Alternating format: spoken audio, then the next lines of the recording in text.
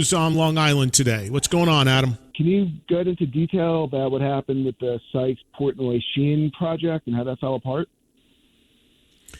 Yeah, there were a few people that emailed me as well, Adam, because when the news about John happened on Monday and I got on the air on Tuesday, I talked about John for about 45 minutes in the open of that show, which I know it looks like some people took that and put that online, which is totally fine by me. I don't know if it's fine by the company, but I don't police that stuff. But a lot of people pointed out to me that because I said it's a longer story, if people want to hear it, let me know and I'll tell you it.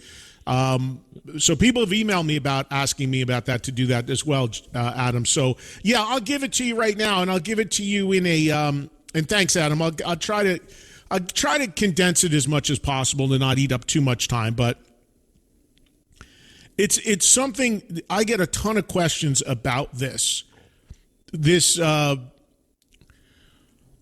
what became the Winery Dogs, but was going to be a different band that instead of Richie Kotzen on the vocal guitar spot would have been John. And the reason why I get so many questions about it is because I was there. I was helped orchestrate it all. I helped try to hold it together. But it couldn't be held together, and it imploded. And that's how the Winery Dogs came about, because I suggested, after John didn't want to do it with Mike and Billy said to me, hey, we'd still love to do, Billy and I would still love to do a power trio together. We don't know who we could get to be the singer-guitar player. And I suggested Kotzen. I contacted Richie for them, and it connected everyone, and then they went off and made the Winery Dogs. Very, very, very important distinction here, though, and thing to know.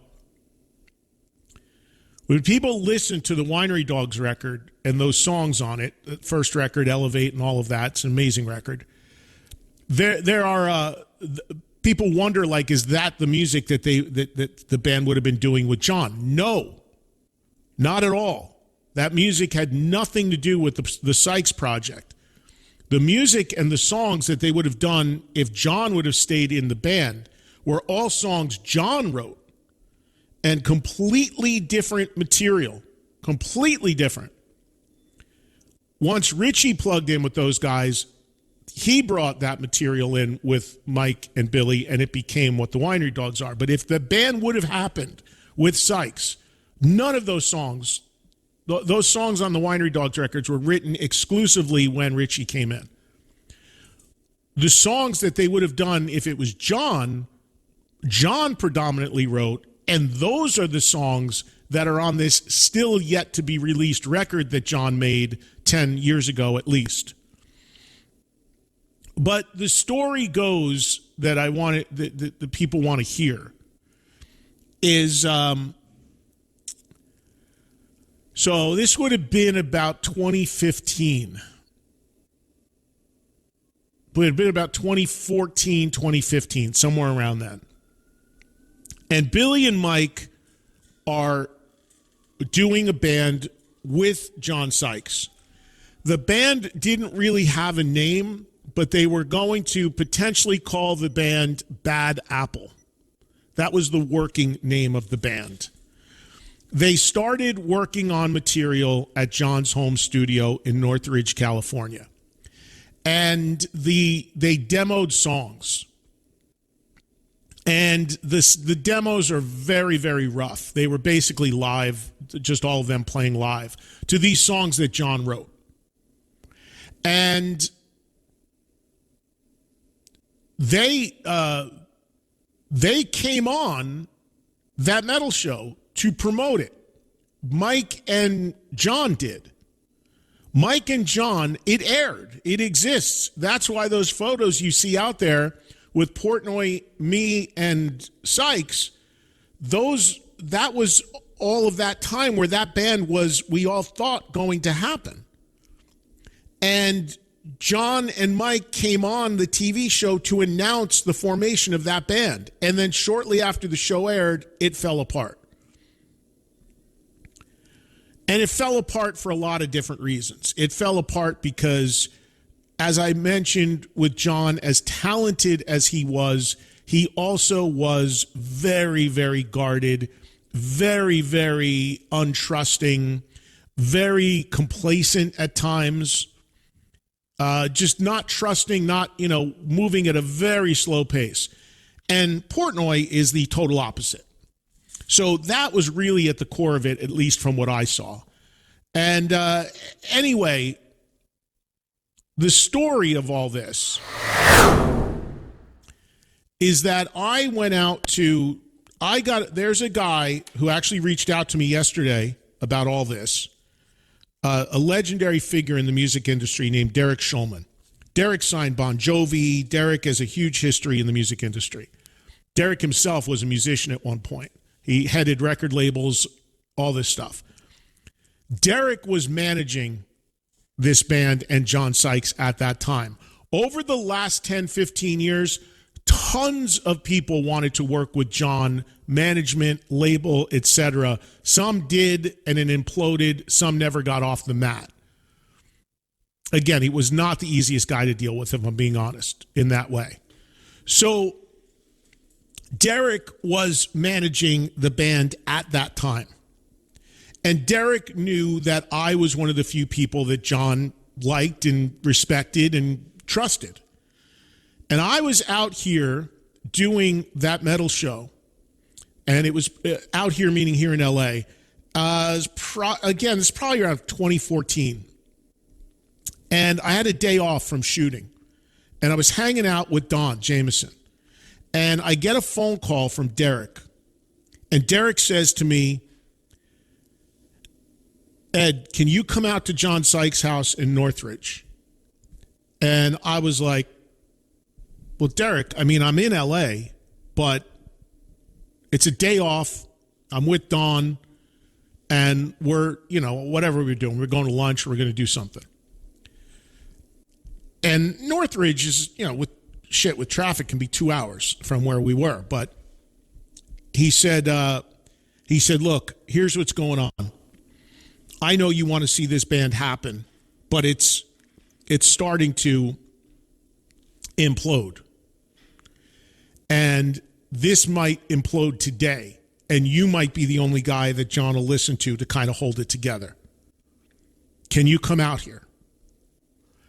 And I said, yeah, I got Don with me, but, he's like, yeah, it's fine. He knows Don. It's fine. Come on out. So I said to Don, and Don's a huge, huge Thin Lizzy fan. So he's like, fuck yeah, let's go. We got to go. So we drive out to Northridge. We go in, and it was just a weird tension as soon as we went in the room, because it was a band that was made demos but was fracturing. It was falling apart. And I'm supposed to come in to try to save this thing. And Sykes wants nothing to do with it. He doesn't want anything to do with the manager, Derek. He doesn't want to see me. He doesn't want to see Don. He doesn't want to see Portnoy Sheen. He wants to be left alone and whatever. So I walk into the house, and John had the studio, and I was like, what's going on, buddy? I said, where's the problem, man? Maybe we can work this out. And I don't want to say too much here, because there's certain feelings that could still be hurt for some of these people that were involved. But John was adamant about not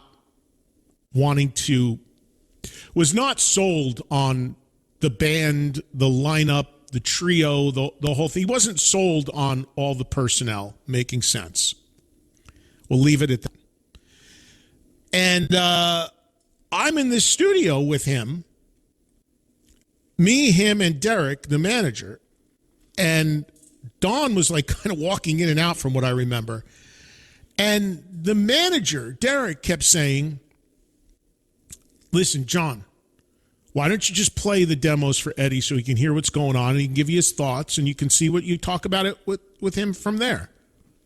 So I'm going to John. John, yeah, come on, let's hear it. I'm dying to hear some stuff. Let's play the demo. John's like, I'm not fucking playing the fucking demo.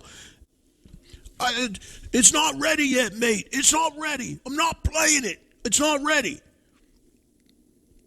And the manager's going, hey, look, John, Eddie's in the music industry forever.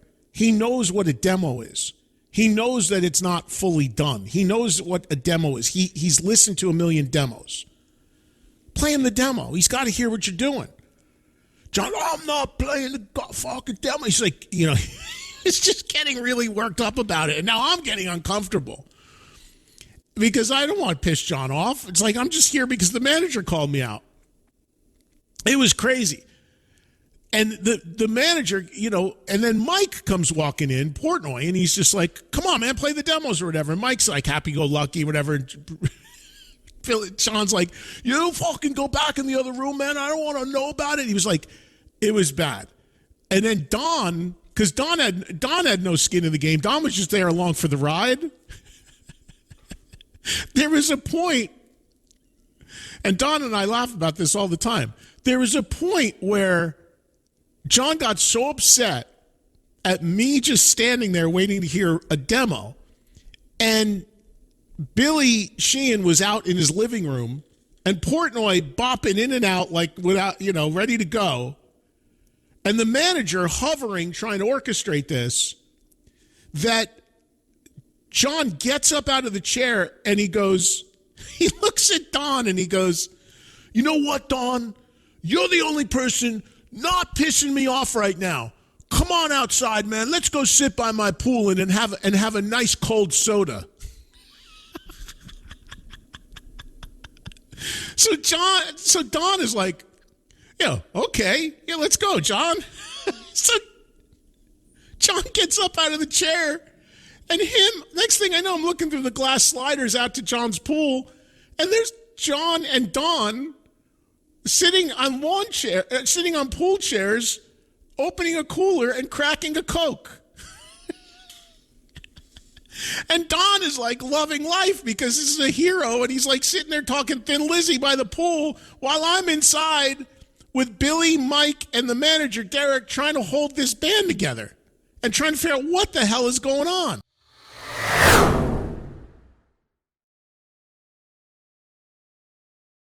So after they're out there cooling out, having their soda break, John comes stumbling, not stumbling, but comes kind of walking back in. It was his house. And he sits back down in the chair at the console. Now I'm back in the room. Derek is standing there, the manager, and again, he's like, John, you got to play the demos ready. And then John went into this. I'm going to clean this up a little for the radio, even though I really don't need to. I don't know, maybe that guy yesterday is in my head. But John went into this comparison about I'll never forget the rest of my life, about the difference between making an analogy between the quality of a demo and the quality and how you would want a woman before you were to have sex with her. We'll leave it at that. I'm just cleaning it up a little bit. I know I don't need to. Maybe one day I'll unleash the actual verbiage. It was very British. We'll leave it at that, what he said. But he was like, you're about to be with a woman. You want her cleaned and groomed and smelling great. You're about to hear a demo. You want it to be in tune, sounding great. He made this analogy I'll never forget. And I'm just cracking up. He's got his feet up on his desk because his mixing board is his console, and he's going, Eddie, you're going to be with a chick. You want the chick clean and fresh and groomed. You don't want the fucking chick nasty and, I'm cleaning it up. Trust me, it was way, way more crazy than this. And he's going, same thing if you listen to a demo, man. You want it in tune. You want all the instruments there. I go, John, but I know what a demo is, right? So finally we talked John into playing me the demo. And he's like, I'll play him a couple. So John goes, and here's John's out. John goes, I'd play him the demo, but I don't know how to turn on the console in my studio. Now, this is his own home studio. He's trying to tell us he didn't know how to turn the equipment on. And me and the manager, Derek, are like, John, it's your studio. You don't come in here and work? You don't know how to turn the equipment on? He goes, no, man, I use an engineer. I call the engineer when I need him. I don't know how to turn any of this on. Sorry, Ed, I can't play it for you. So that was his out. You don't know how to power up the console. So we're finally about to wave the white flag, and I'm like, I'm getting out of here. I'm going to go to lunch. This is ridiculous. And in walks Billy Sheehan, who was sitting out in the living room, minding his own business during all of this, who I think John was conflicted with whether it made sense for him to do the band with him or not. And Billy walks in, having no idea of everything that's transpired. And he looks at me and John, and he goes, what's going on? You play the demo, Fred? And John's going, and the manager goes, he can't play the demos. He doesn't know how to turn his console on, and his engineer's not available to come over here and start things up. And Billy walks over to the console and looks at it and goes, oh, I know how this works, and pushes a couple buttons, and the whole console powers up. And Sykes is livid. And he stands up out of the chair and he looks at Billy and he goes, bloody hell, Billy, don't go fucking pushing buttons on my fucking console. Don't go pushing buttons now, man. And Billy's like, oh, you got to understand, there was already tension. That's why I went out there. They already were hanging by a thread. And now a guy that John's not sure he wants to even be in a band with walks in and sabotages his last out for not playing me the demo by overriding and pushing the buttons on turning on his console. John gets up, puts his hands in the air, he goes, play him the fucking demo, fuck this, and he walks out of his own studio. So with that, I sat there and listened to the demos, and they were fine. The demos still exist. Again, I don't know if this stuff will ever see the light of day. And Billy's looking at me like, what just happened? I go, I don't know. From that point, I knew it was unsavable. I knew it was unsavable. The vibe was just ridiculous. And I'm like, this is just, again, you hear about all this stuff, but I know you can't believe it, but this happens. This is common with so many bands, this kind of dynamic. Heard the demos. John comes walking back in after about 15 minutes. There was like 3 songs. And it was truly great. I'm like, John, it sounds great. There was a song on it called My Guitar, I remember. It was great, a great classic Sykes riff. I go, John, it was great. I go, once this stuff gets produced, they're talking about using Bob Rock to produce it. He did the Blue Murder album. It's going to be great. I don't know. So, we all made everybody calmed down. I heard the demos. We left. I got out. I'll never forget this. As I was leaving, we were all leaving John's house. We were going to leave him alone. I stopped and I said, hey, let's all take a picture together. And he said, okay. And I have the photo. To this day, I have the photo. And the photo is me, Don, the manager, Derek, Mike, Billy, and John, standing on his front lawn in Northridge before we all got in our cars and left. And that was the end of that band. Didn't know it when the photo was taken. But, shortly after, it was just days after, Portnoy calls me up and he's like, John's not returning calls. I was like, yeah, I'm not surprised. He goes, we got to move on with this thing. I said, all right. He said, I don't know what we're going to do. He goes, me and Billy want to do a band, but I don't know who's the right guy to sing and play guitar and we could fill this out with. And I go, I got a guy. And that's when I called Richie. And then Richie Kotzen comes in and they write new songs and they become the Winery Dogs. And then here's the last piece of this story, the carrot on top, the cherry on top. A few years later, couple years later, Winery Dogs debut comes out, does well, starts to happen. And I get a call from Sykes. He's like, Eddie, what's going on, mate? Not much, John. How are you? He's like, I'm doing good. Hey, man, this band Winery Dogs that Sheen and Portnoy are doing, man. It's pretty good stuff, man. It's doing pretty well. How did that happen? I was like, how did it happen? Don't you remember you were supposed to be in a band with those guys? So he goes, how'd they get that thing going, man? And I told him the truth. I mean, these are the kind of conversations I would have with John all the time. I mean, it was, and they weren't, I don't want to paint them as being like adversarial, like we were yelling or not. I would just laugh because he was just so unlike anyone I ever dealt with. Like, he's just like oblivious.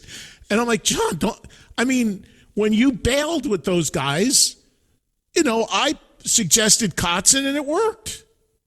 I said, that's good, man. That's good. Well, I'm going to get my own thing going. I go, well, you should.